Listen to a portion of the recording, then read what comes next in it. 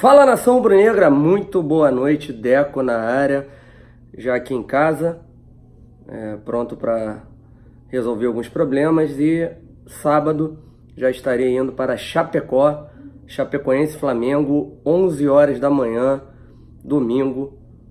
Vamos com tudo aí, apesar dos desfalques. O Flamengo não terá Gabigol, Felipe Luiz e também o Arrascaeta, mas o time continua muito forte e temos que manter a liderança do campeonato, né, com uma folga de mais de uma rodada. Tá? O Flamengo tem 3 pontos a mais do que o Palmeiras, porém, independente do número de pontos serem iguais ou não, o Flamengo manterá a liderança do campeonato. Então vamos continuar mantendo essa pequena vantagem, né, de 3 pontos, que seria importantíssimo. Nação, antes de começar o nosso vídeo, se inscreva no canal, deixe seu like, compartilhe com os amigos, acione o sininho de notificação, compartilhe com os amigos para que o Deco SRN chegue logo a 150 mil inscritos, que aí sortearemos 2 mantos sagrados, um vermelho e preto e também um terceiro uniforme. Lembrando a vocês dos nossos parceiros da Business Promotora, se inscreva lá na rede social deles, que é Business Promotora 1, que é do Instagram, e também da S1 Brasil, melhor IPTV do mercado, né? Então se inscrevam lá nas redes sociais dele. É S1 Brasil, 50% de desconto no ato da compra do serviço, tá? No primeiro mês, o link está aqui embaixo na descrição, tá? Pessoal, vamos começar a falar aqui sobre a questão, né, da arbitragem de ontem do seu Nestor Pitana, né? Às vezes eu chamo o cara de Hector, mas na verdade ele é Nestor, porque eu lembro do Hector Baldassi. Para quem não lembra dele, foi aquele juizinho que apitou Flamengo 2, Defensor do Uruguai 0, que o Flamengo foi eliminado pelo Defensor. O Flamengo havia perdido para o Defensor por 3-0 lá no Uruguai, depois venceu o Defensor aqui por 2-0 e nos operou dentro do Maracanã. Em pleno Maracanã, o cara nos operou, né, deixando de marcar pênalti pro Flamengo, enfim. Então eu lembro desse cara e às vezes eu chamo o Nestor Pitana de Hector, né?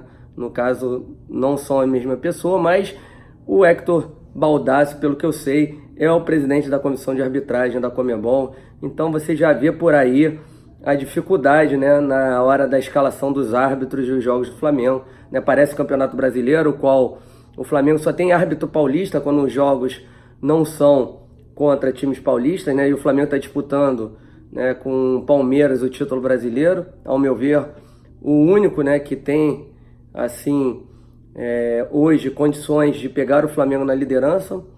Ainda acho o Flamengo bem acima no nível técnico, né? Tanto que começou o chororô pelaquela parte lá do outro lado, né? Chororô que não há motivo. Se houvesse motivo, tudo bem, né? Então, mas não há motivo nenhum, né? Falam que o Flamengo é o time do VAR e a gente vai comentar aqui se realmente é o time do VAR ou não é, né? Que o time do VAR, que os caras não chamam o VAR na hora que é jogo do Flamengo, realmente não chamam. E quando chamam, né, se equivocam na hora da escolha, né, da situação.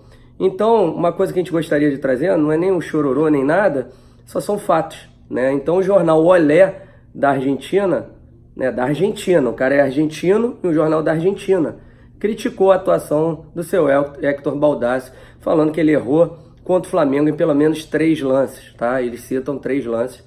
O primeiro deles acontece no gol muito mal anulado pelo seu Hector Baldassi, né? Seu Hector Baldassi, que teve peito de olhar o VAR no primeiro gol, né, do Flamengo anulado, né, do Everton Ribeiro, o qual dizem haver uma falta do Gabigol em cima do Kahneman, né? Você olhando hoje muito bem o lance, o Kahneman dá uma puxada no Gabigol, né? Se você olhar com calma, ele dá uma puxada no Gabigol e o Gabigol, né, para tentar desvencilhar dele, dá aquele empurrãozinho, né, que ele se joga daquela maneira para trás, né? O Kahneman, para quem conhece, sabe que faz isso o tempo inteiro.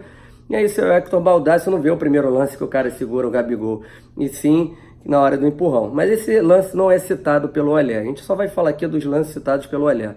O primeiro que ele cita é aquele segundo gol, né, anulado do Gabigol, né, do Flamengo. O do Gabigol foi o primeiro gol.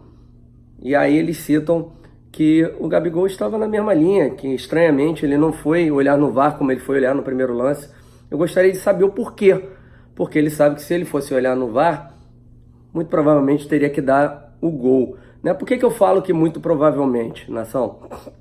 Pelo seguinte fato, ele foi olhar no VAR, que é o segundo lance capital para o Jornal Olé, que foi aquela falta criminosa do volante Michel, que era para ter sido expulso, que poderia ainda ter complicado mais ainda o Grêmio no jogo, o Grêmio que já estava acuado desde o início do jogo. O Flamengo não deixou o Grêmio jogar, e não adianta, Renato, você falar que o Grêmio vai jogar de maneira diferente. Tudo depende de como o Flamengo fará o seu jogo, né? O Flamengo acuou o time do Grêmio no seu próprio campo.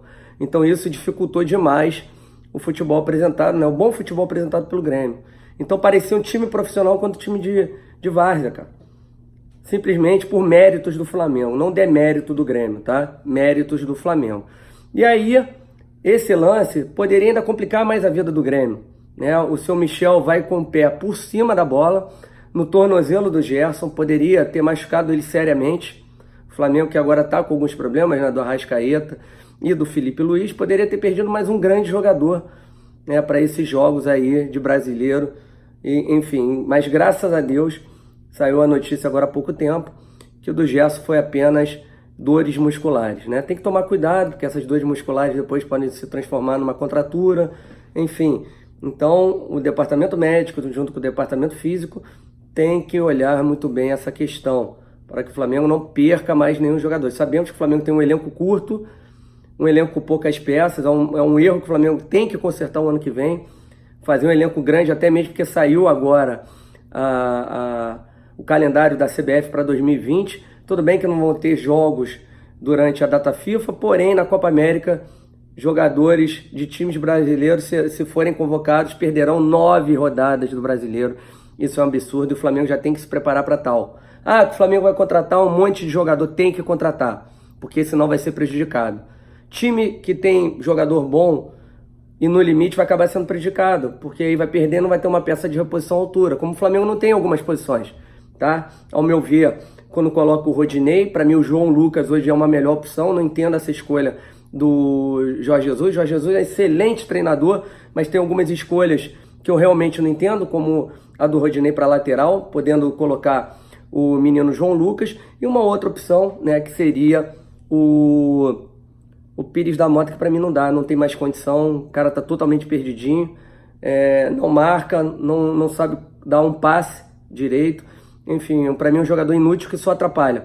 Poderia muito bem ontem no jogo ter feito aquela falta no Luan, não ter deixado ele continuar a jogada, abriu a bola do lado direito, né, deixou o Luan pensar a jogada, era para meter uma falta ali no Luan, parada a jogada, nem que tivesse tomado o cartão amarelo, o Flamengo sairia com 1-0 lá da Arena do Grêmio. Não fez, não sei porquê, marca mal, marca a distância, espaçado, enfim, para mim, sinceramente, não tem condições do Pires da Mota jogar mais pelo Flamengo. Isso me preocupa, já falei até hoje no Twitter, que eu colocaria já para jogo o Vinição. Que o Vinição, galera, a base serve para isso. Tem que botar os moleques para jogar, cara, e a hora é essa. Por que não no jogo contra a Chapecoense? Tem que testar o garoto, cara.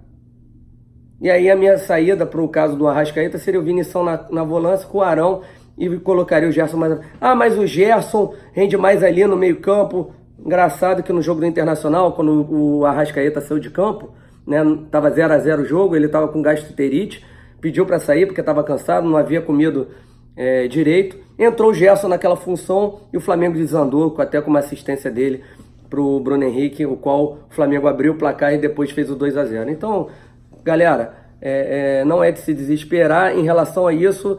Pode testar o Vinição e o Gerson jogando aquela função, faz muito bem, tá? Esse foi o segundo erro do Michel. E o terceiro erro foi o lance do Felipe Luiz, o qual o juizão não parou o lance, né? Primeiro foi falta no Felipe Luiz, tá? Já era para ter parado o lance. Não tem vantagem naquele lance do Everton Ribeiro no meio de 3 jogadores do Grêmio. Tá errado. Deveria ter parado, que foi falta. Só você parar o lance, foi falta.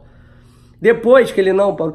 que o Everton Ribeiro estava com a bola, não parou, deveria ter continuado o jogo. Negativo, porque o juiz pode parar o jogo. E por que o juiz parou no lance do Tardelli, quando o Rodrigo Caio fez a falta e tomou o amarelo, e no caso do Felipe Luiz ele não parou? Qual foi a diferença de tratamento para o Grêmio na hora que o Tardelli caiu e na hora que o Felipe Luiz recebeu a falta? Para mim não houve nenhuma distinção. Era para ter parado nos dois lances. ou não ter parado em nenhum. Como parou do Tardelli, deveria ter parado no lance do Felipe Luiz.